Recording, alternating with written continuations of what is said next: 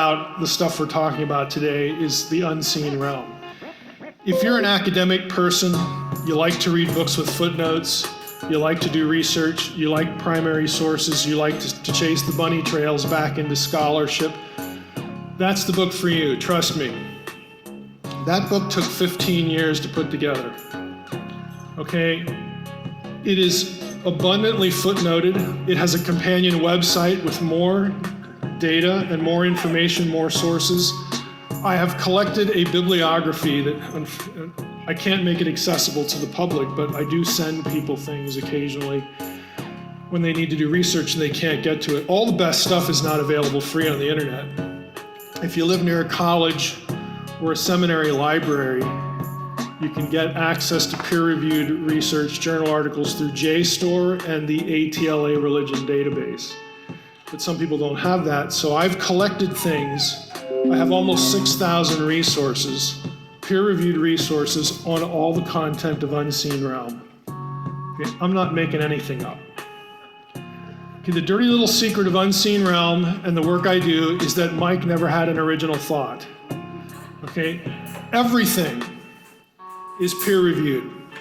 What I do is I connect dots. I'm a synthesizer.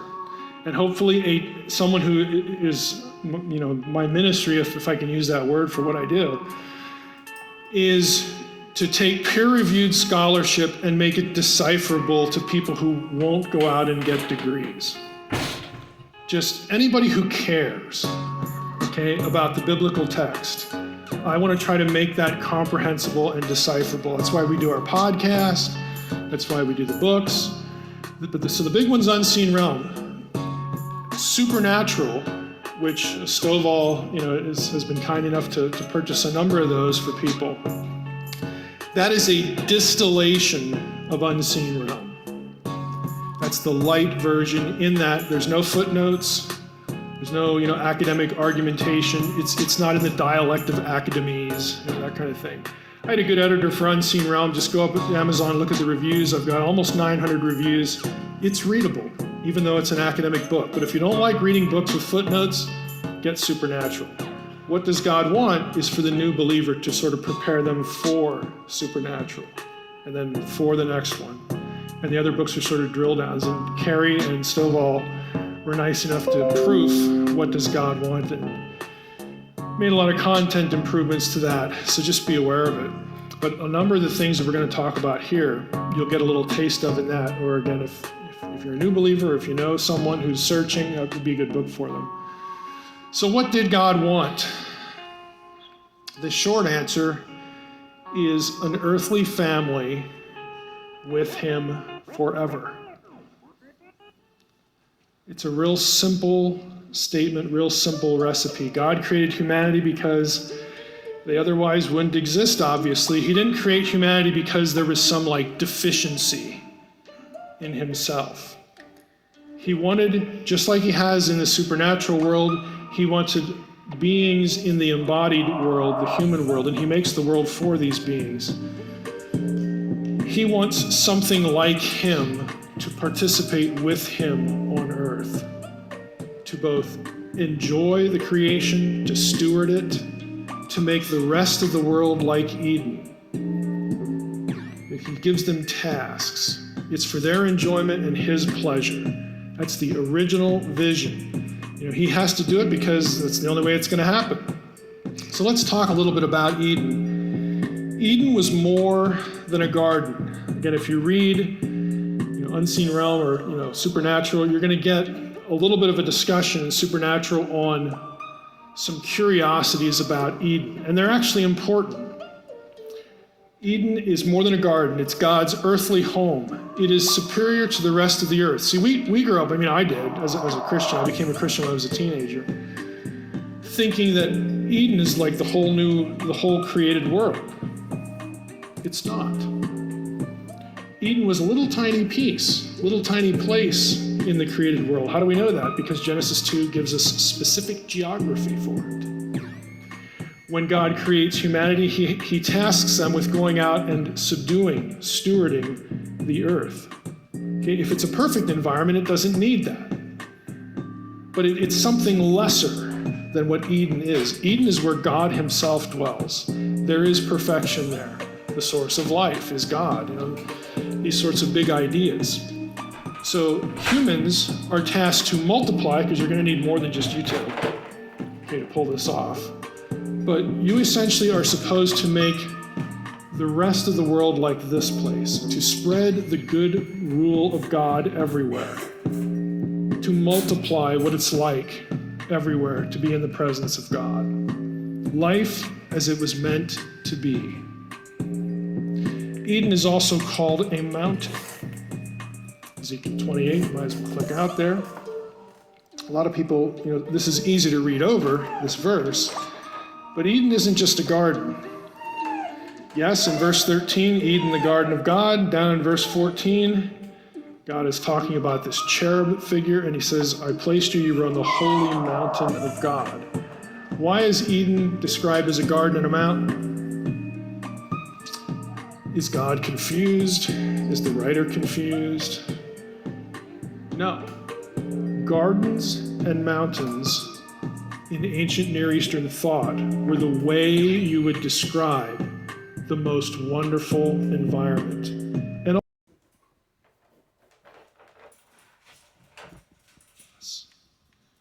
he's not us. He's completely other. This is why, again, across the board in ancient Near Eastern thinking, the gods live in paradise. Think about who's writing the Bible.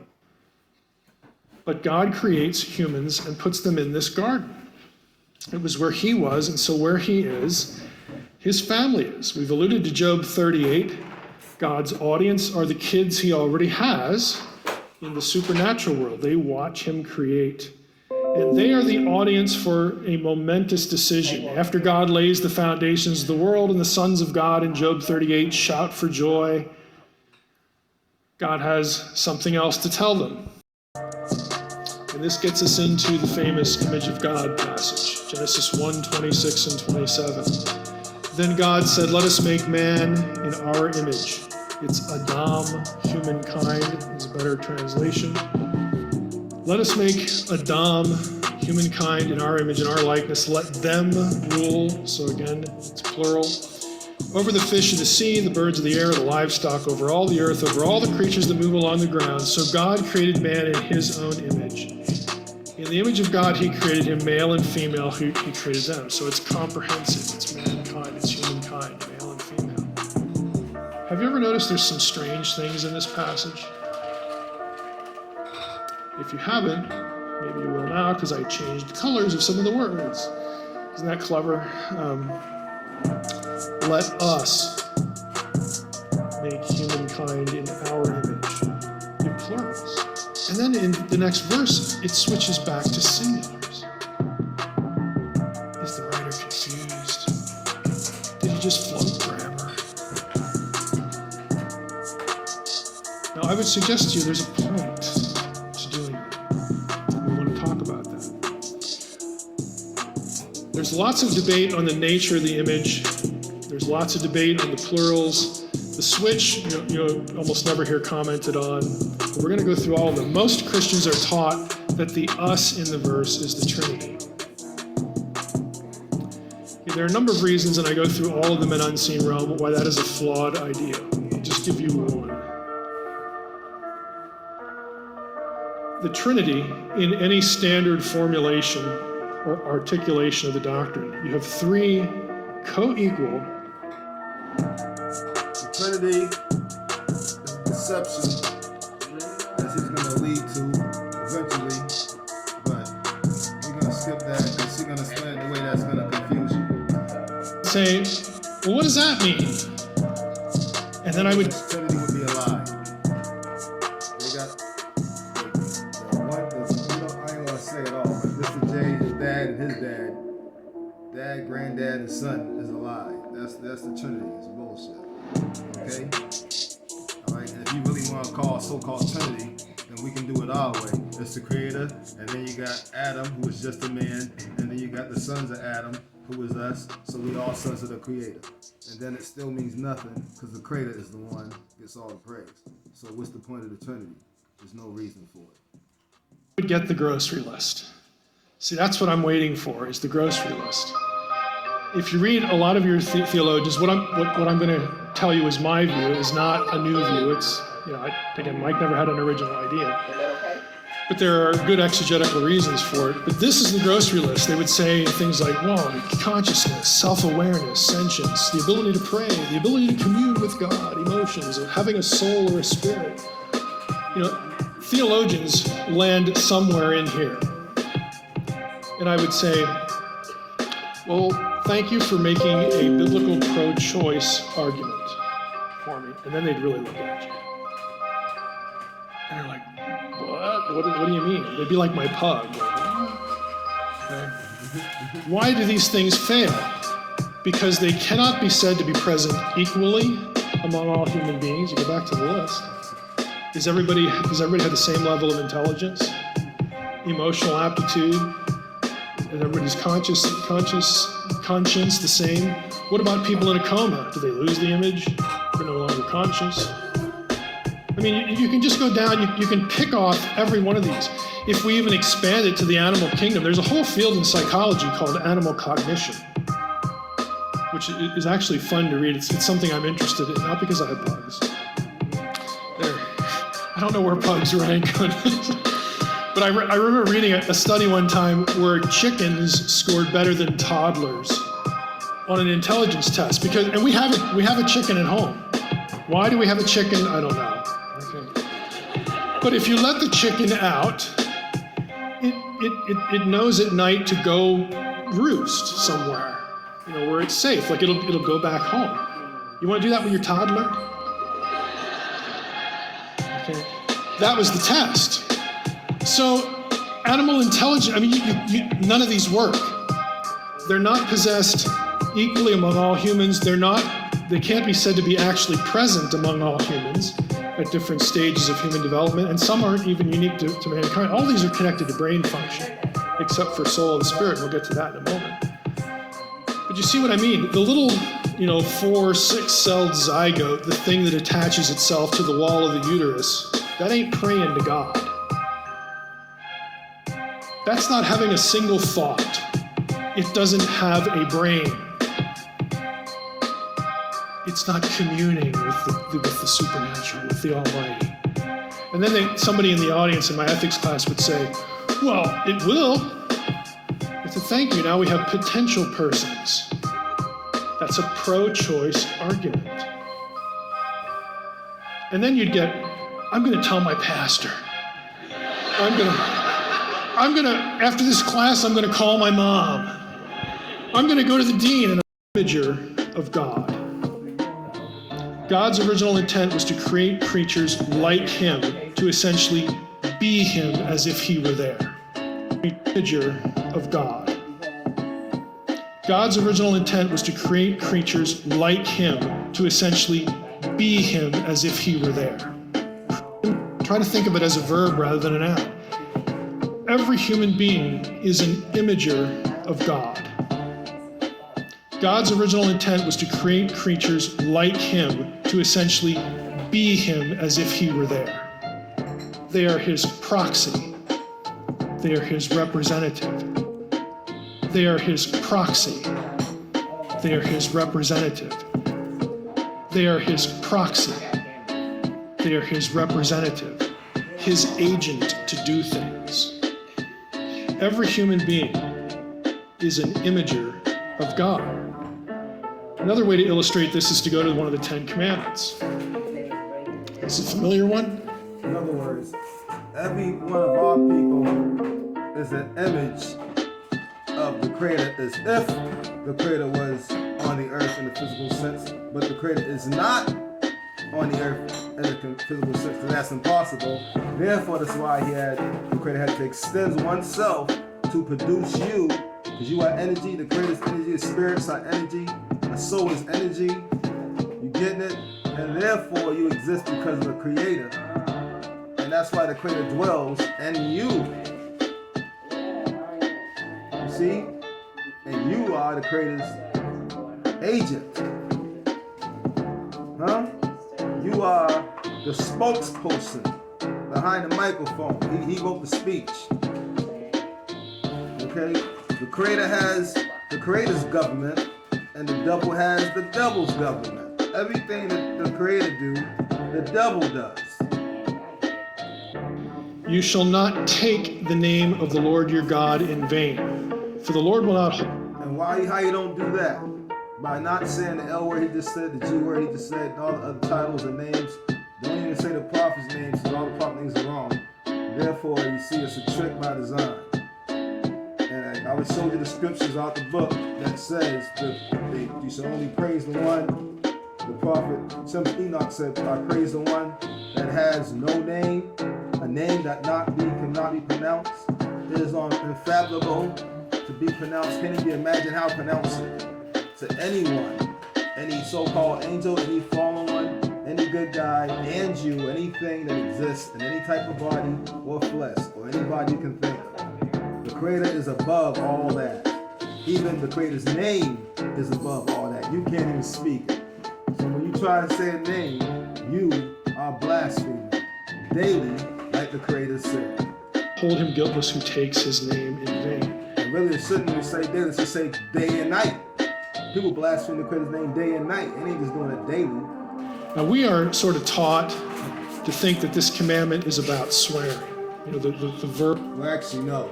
There's no such thing as night.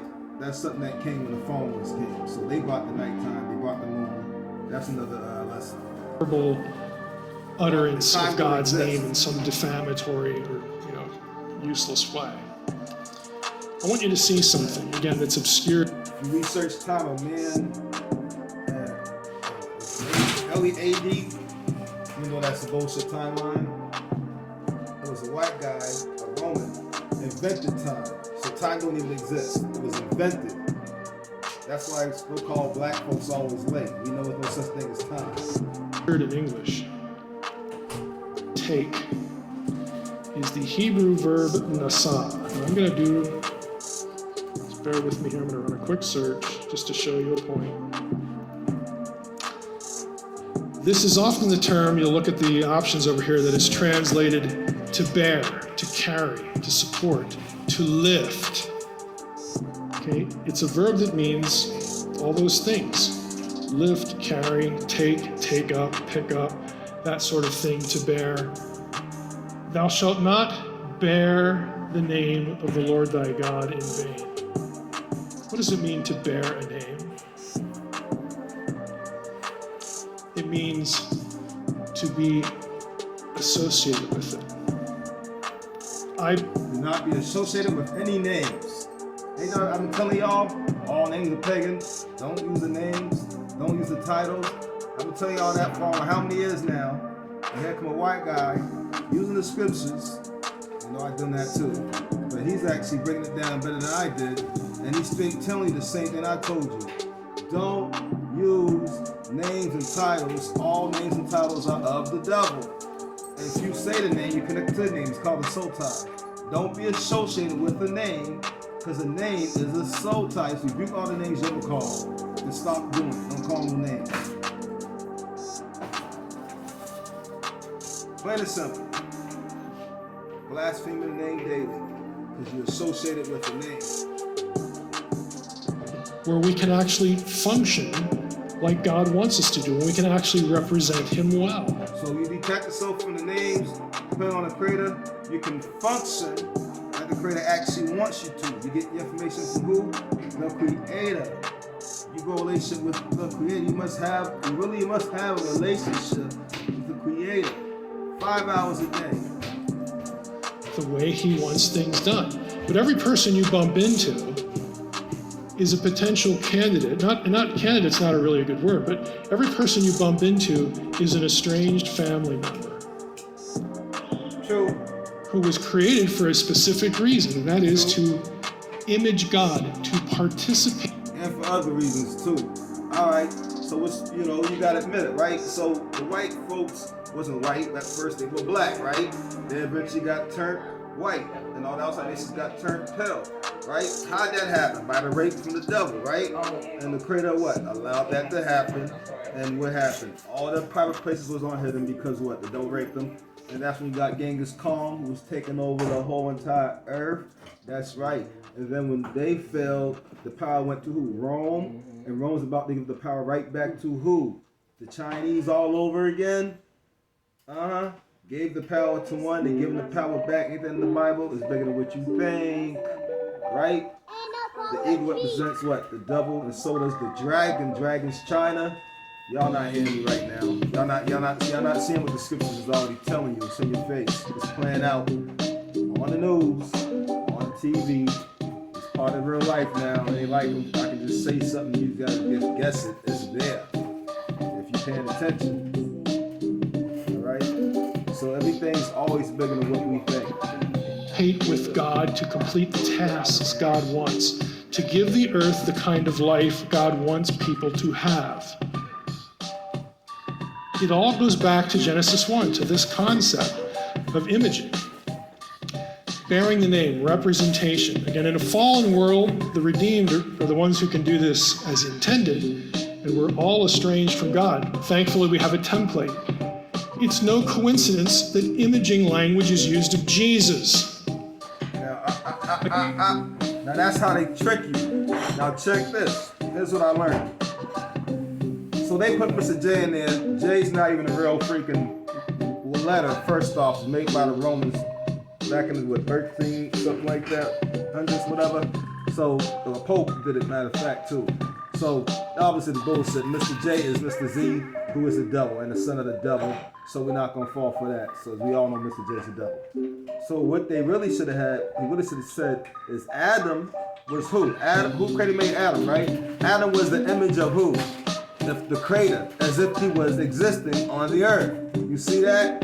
The first Adam, which is the wrong name, was in the garden of our people. We should say that, okay? Because it was wrong name. Or the brother. The first brother is the image of the creator. And you are the first brother's sons, right? Right? So therefore you are also the image of the creator, as if the creator was on the earth. Back to the same thing. He's basically just telling you. He just put Mr. J in there because, you know, they always going to try to revert to what they like instead of reverting you to what the thing is. So we're going to skip the trash that he tried to slip in there on us. That all who believe will ultimately be conformed to the image of his son. Now see, all that believe what? In the creator, not Mr. J, you got to decode it. They flipped it upside down, so you got to flip right back the other way on. All right? All right? And you believe that the creator, all right, is the one that can save you. And the creator did make an Adam with all that was wrong name. Okay, he made a brother, and the brother had children. We the children, all right? And we are all the sons of who? The creator. Because the first brother was the son of the creator. And you believe that the creator's gonna save you, not the first brother gonna save you, the creator's gonna save you. And I ain't talking about coming out on no damn spaceship or chariot, because we all know that's bullshit too. Alright, we all know that's bullshit. Don't get on no ship. With what's clear, God is the lone creator of all things in heaven and earth, visible and invisible. Say that, I don't think y'all heard that. You run that back. So what about the plurals? Again, I don't think this is a conundrum. Let's start with what's clear. God is the lone creator of all things in heaven and earth, visible and invisible. The creator is the only, long means you're by yourself.